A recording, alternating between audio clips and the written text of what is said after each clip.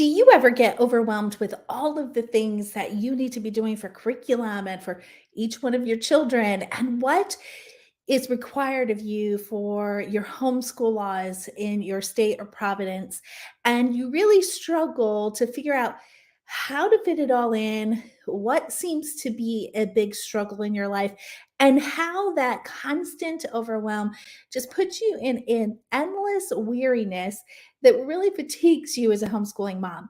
If that sounds familiar, I want to encourage you to invest the next 15 minutes with me so that I can help you figure out some key elements that could truly transform your homeschool. I'm Dollie Freeman. I'm a self-education expert using the Charlotte Mason method of education, and I have devoted so many years to simplifying and making this philosophy of education actually doable for homeschool moms of multiple children in a way that makes it really secure, smooth, and easy days. And today is going to be one of those episodes that you are really going to see why Charlotte Mason is something you should really take in consideration.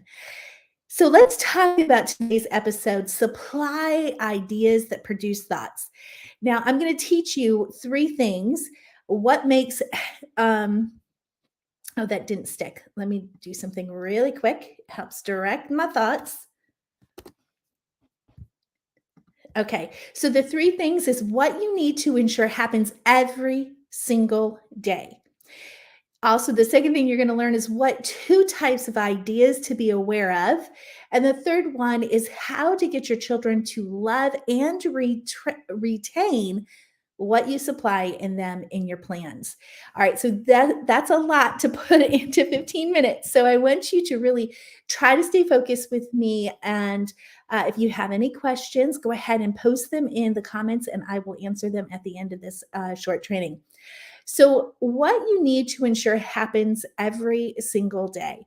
Charlotte Mason tells us in her quote that if you can supply a single valuable idea, you've done far more for a child's education than if you've given them a bushel of information. Now, here's what I have been telling my clients and customers for years, and what we've experienced in over 22 years of homeschooling, that in the end, our children need to be actually being supplied daily ideas. Ideas are the factor of what Charlotte Mason is all about. If I could use one word to describe Charlotte Mason, it would truly be ideas.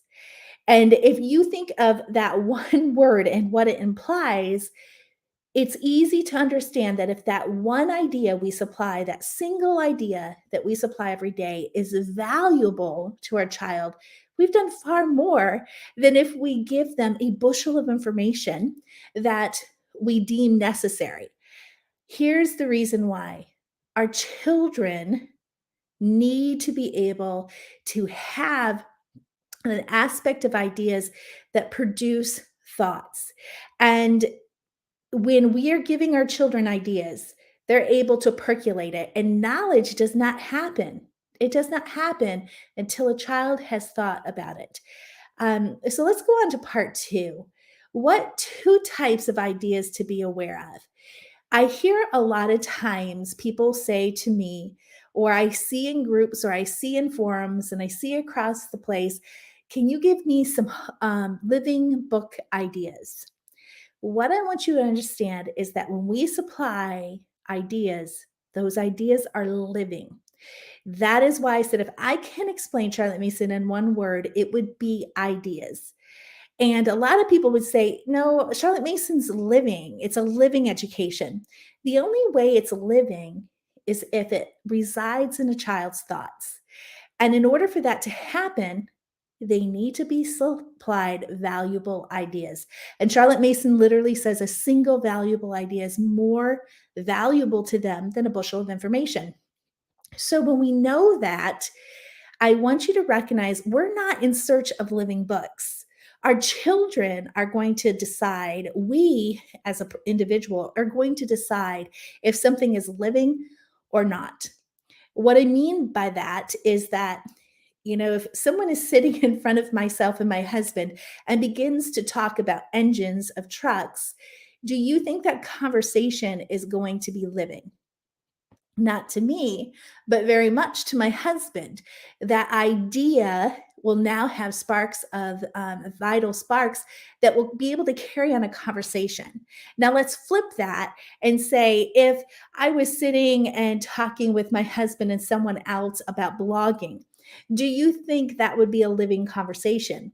It would be for me and it would be for the person I'm speaking to, but my husband, absolutely not. He has no interest in blogging. So that conversation would only be living to those who have the interest in the idea of blogging.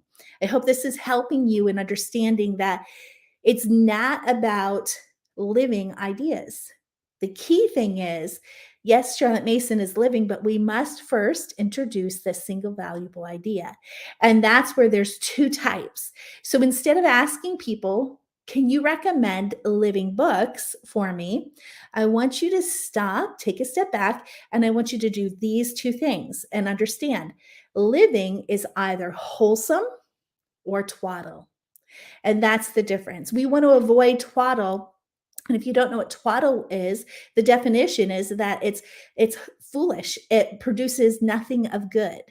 And then you have wholesome. Well, what is that?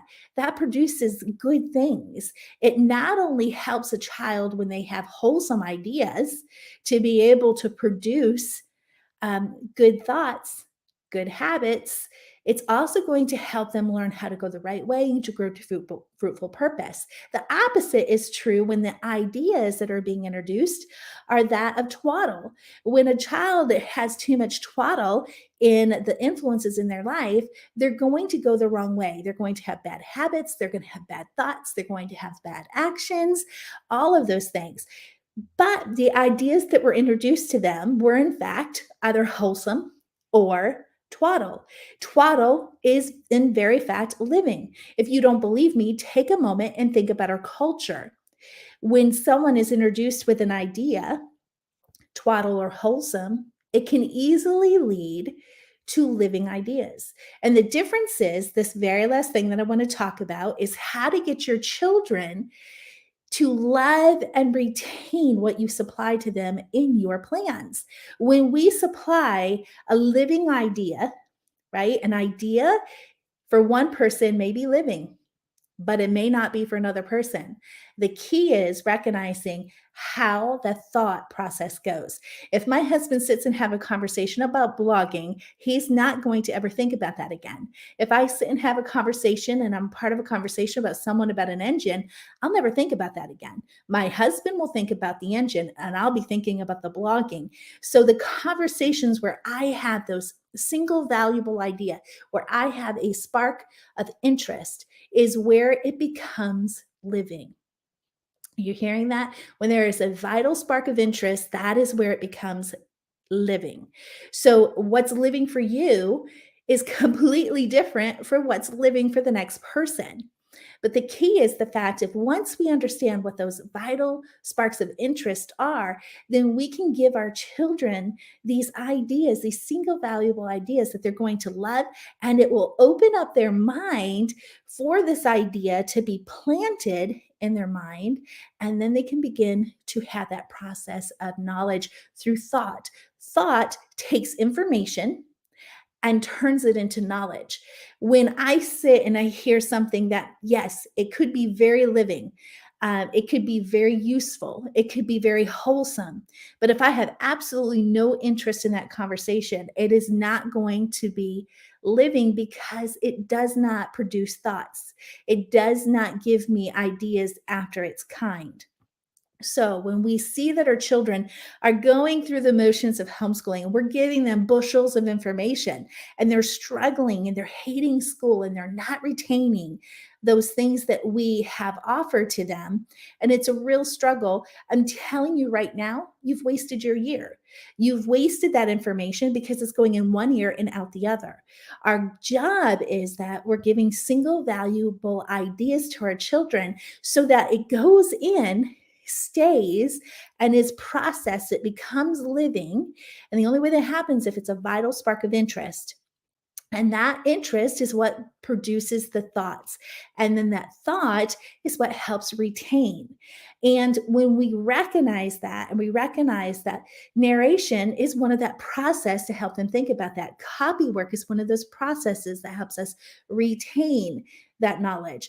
If memory work helps us retain.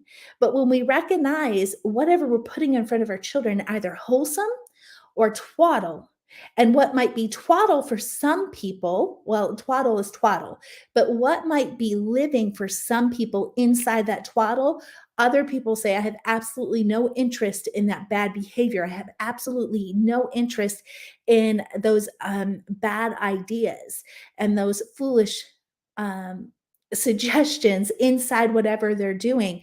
But it depends on the influences of the heart. So we're not just the vital sparks of interest in the mind, we also have to consider the vital influences of the heart as well.